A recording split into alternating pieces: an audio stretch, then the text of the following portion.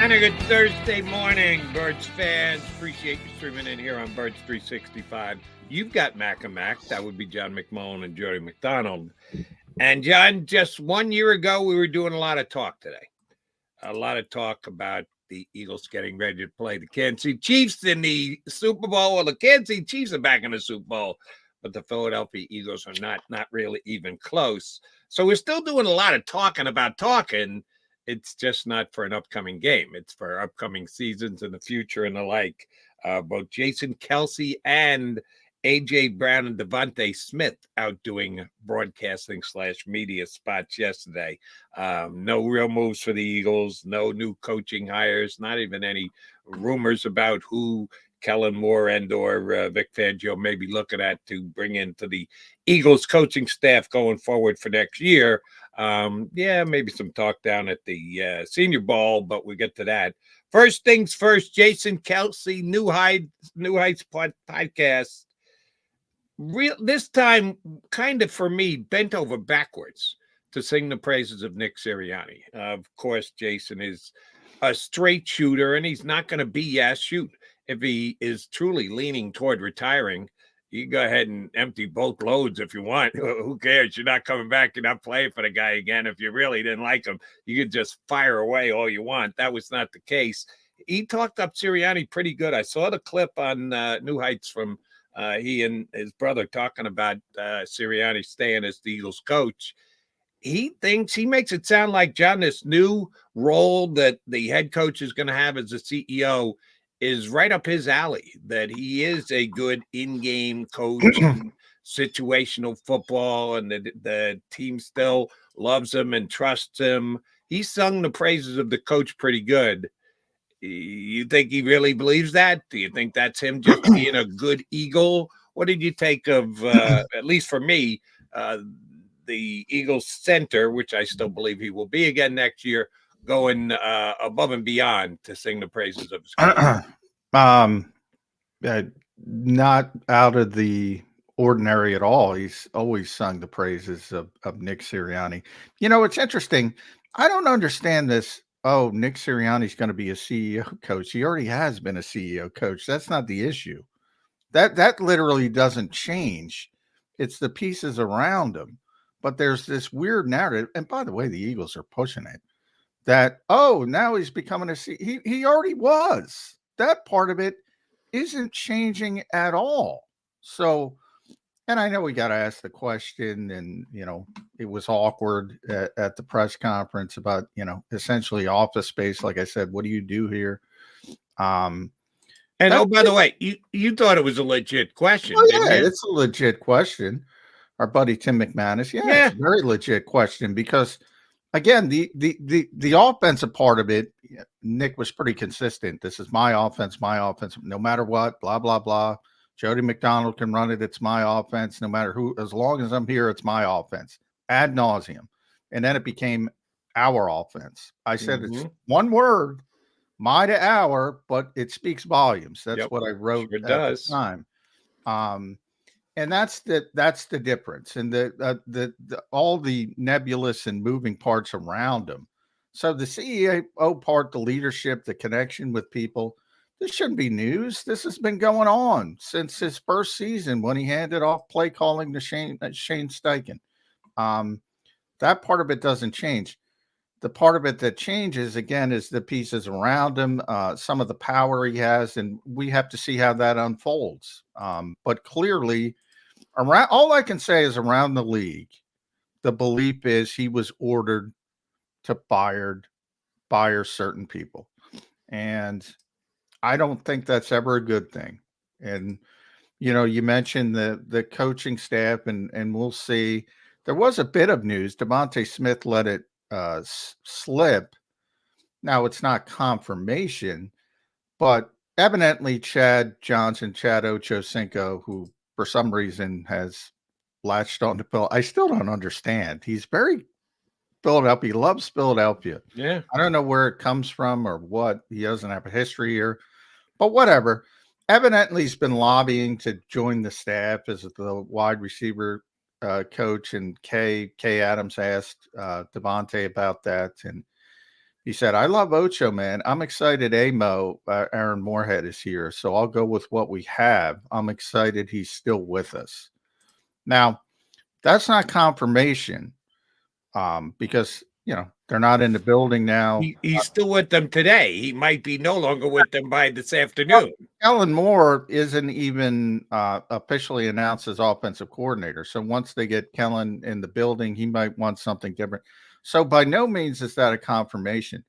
But, I imagine Devontae and AJ are texting with Aaron pretty consistently. So, maybe it is more than, and I would take that as a good sign because, that's a guy who's going to be loyal to Nick Sirianni, and it'd be good to keep some of those guys, whether it's, we know Kevin Patullo is essentially going to stay, but Jamal Singleton, obviously Stoutland's going to stay.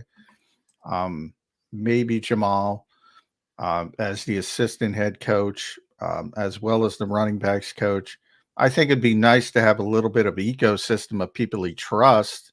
Not that you can't gain trust, but that has to be a growth that has to be earned. You don't know a bunch of people and they just show up. You're not going to have that same relationship as you had with the other staff. So as I said, but by no means is it confirmation. And I tried to get confirmation, couldn't get it, that Aaron is coming back, but I was surprised it's even gone that far. He was one of the guys that I thought would be, like Alex Tanny was given permission to look for other jobs because he's not coming back. I thought Aaron would be in that category. Evidently, he's not. And that's often a bad place to be for coaches because they want to keep you, if you're under contract, they want to keep you. Coordinator can make his own decision. So it might be as simple as that. And Right. Kellen Moore comes in and says, you know what, I got a guy. But at least the door, there's a sliver open. And I think that would be a good thing. Let me ask you about Moorhead. His tie to Sirianni aside, your whole point of it'd be nice to have a balance between new coaches and old coaches and guys the head coach is familiar with and feels a loyalty to, and a whole new room and having to build all that trust. Put all that aside for a second. What kind of job do you think he's done? Because Devontae Smith, very good production, very good receiver, showed up as a very good receiver. Don't know that Aaron Moorhead made him any better, made him any worse. Same thing with AJ Brown. We know how talented AJ was the day he walked in the door. And if anything, I think his production, his game has gone up some since he got here. How much credit do we give Aaron Moore? How much do we hold it against Moorhead that they have not come close to developing anybody else in the 3 years that he's been here? Quez is Quez. They bring in Olamide Zacchaeus. He seemed to make catches when they threw him the ball, but they didn't throw him the ball a whole hell of a lot. How do you rate what he's done in his job, relationships aside? Yeah, it's tough. I mean, you're right. I mean, from the standpoint of developing young receivers, the Eagles haven't been good at that for years now. Pre-Aaron Moorhead, during Aaron Moorhead, hopefully if they do move on. He was one of the guys who I said, yeah, he's probably not going to be back for that exact reason. How much of it is Aaron Moorhead versus, they don't Mike get anybody. McMullen. Yeah, they don't get anybody involved. They just don't. And again, it's part play calling, it's part scheme.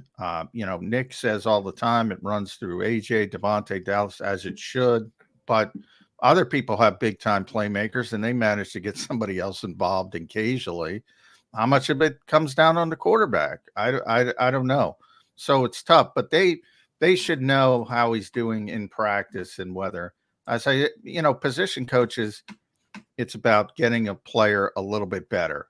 And I will say, DeMonte Smith has gotten consistently better. Yes, you're working with a great template when he came in.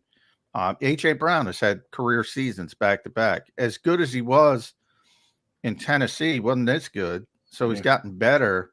That has to factor into it as well. Yeah, it's tough to say when you're talking about how have guys improved players, but they haven't been able to develop younger players, and you could point that finger in a bunch of directions. And oh, by the way, on the Kay Adams show that you referenced, having both AJ and Devontae on at the same time on her Up and Adams show, she did ask about rumors that AJ Brown is going to be traded. Ugh. And this has been ongoing since mid-season or whatever. And I understand it. People, anytime anybody acts up on the sidelines or walks out of the locker room before talking to the media, oh, we got to get him out of town. We got to run this guy out. He's not one of us. And it's just foolishness, and it's overreaction by the fan base. I don't know if you want to point the finger at any of your pals on the beat. I don't think there's one of them that has said, I don't, and the Eagles need to look into trading AJ Brown. It's purely a fan thing, and it's ludicrous and it's ridiculous. Somebody made the point. I think it was Zingaro on NBC Sports Philly last night. I hadn't done that homework yet. They take a $29 million dead cap. Well, yeah, I said they have a $41 million dead money hit, a $29 million cap hit. I put it on Twitter. I go, come on, people. He's not getting traded. No, look, not. There's, and that's pre-June 1st. Now, after June 1st, I said it lightens up a lot. However, yeah, now, and that's cutting him. If you trade him before the draft, so you get your hands on draft pick, then it's not pre-June 1st. It's pre-June 1st. You can't push it back. You can only push it back if you want to cut him. Yes. You can trade somebody post June 1st, but you can't designate it. As you said, with just cutting somebody, you can designate it a post June cut. So you can manipulate things. You can't do that with a trade. You have to wait. You have to wait till June 2nd. So what's the problem with that? June 2nd, it comes down, the dead money's $10.5 million. The cap hit comes all the way down to basically $2 million. So it's easy to trade them post June 1st. Then people go, we'll just wait till June 1st. Well, understand the NFL calendar. As you said, you want draft picks, right? Well, the draft is long gone. Draft to get that you're going to wait till the next year. What's that draft pick going to do for you in 24? Nothing. Yeah. It'll make you a worse team. Exactly. So number one, that's part of it. And also budgeting. Teams budget, right?